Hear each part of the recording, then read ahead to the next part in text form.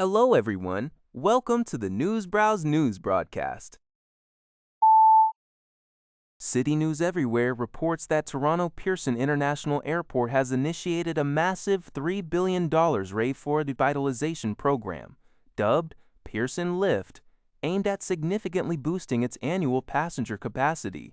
The goal is to expand from 47 million to 65 million travelers by the early 2030s, representing over a third increase.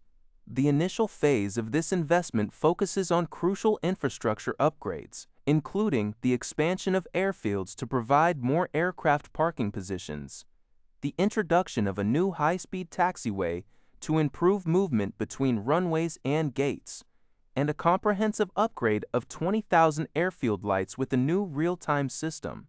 Additionally, plans involve installing more chargers for electric maintenance vehicles and modernizing 30 kilometers of baggage infrastructure across Terminals 1 and 3, capable of handling 100,000 bags daily at peak. CEO Deborah Flint emphasized the airport's need to be ambitious, dynamic, and transformative, highlighting its vital role in global trade as 45% of Canada's cargo passes through Pearson.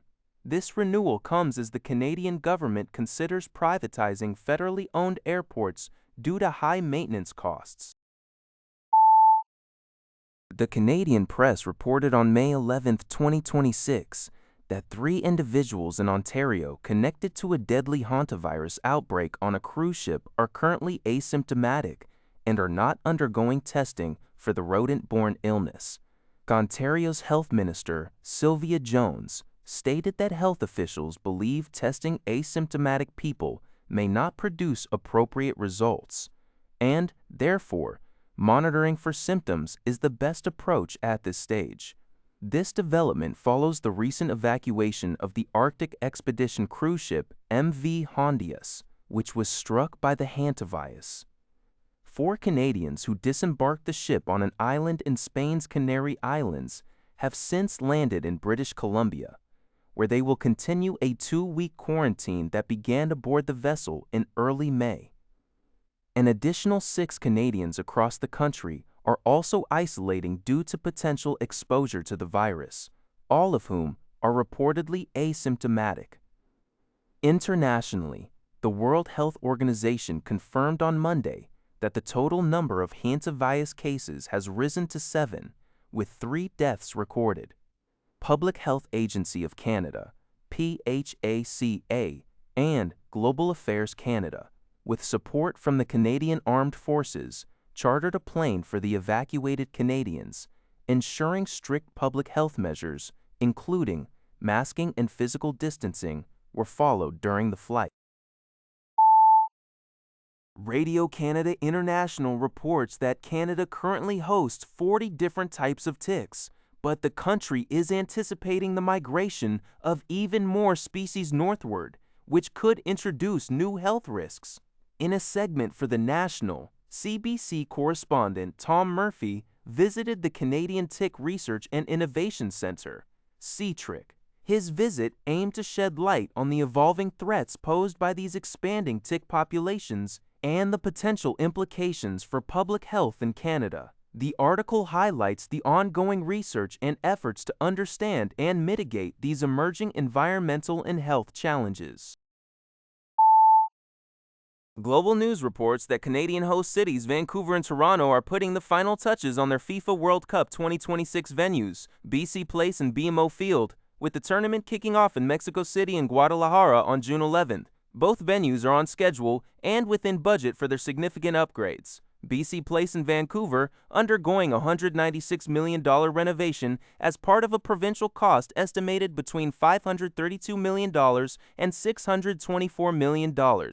Is seeing new elevators, a scoreboard, upgraded locker rooms, and the installation of a temporary grass playing surface. Meanwhile, Toronto's BMO Field, which will be renamed Toronto Stadium, successfully hosted a dress rehearsal, expanding to meet FIFA's 40,000 minimum capacity after a $146 million renovation.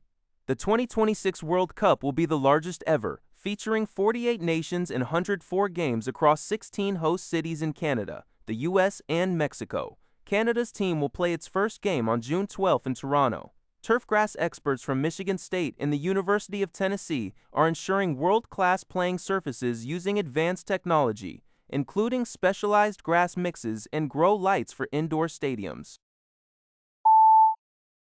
CTV News reports that Toronto police are conducting a very active investigation following the tragic death of a toddler who fell from an apartment building in North York on Sunday.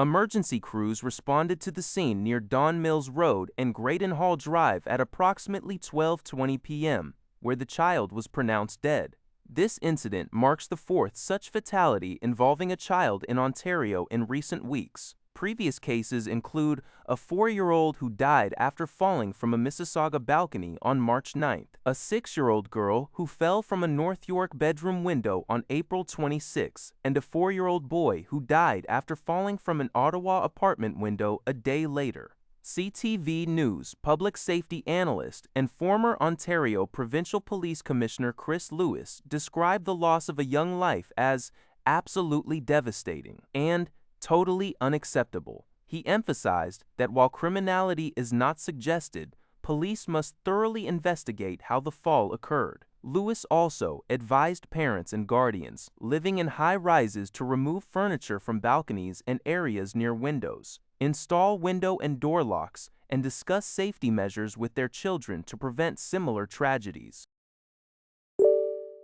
That's all for this video. Thank you for watching. See you in the next video.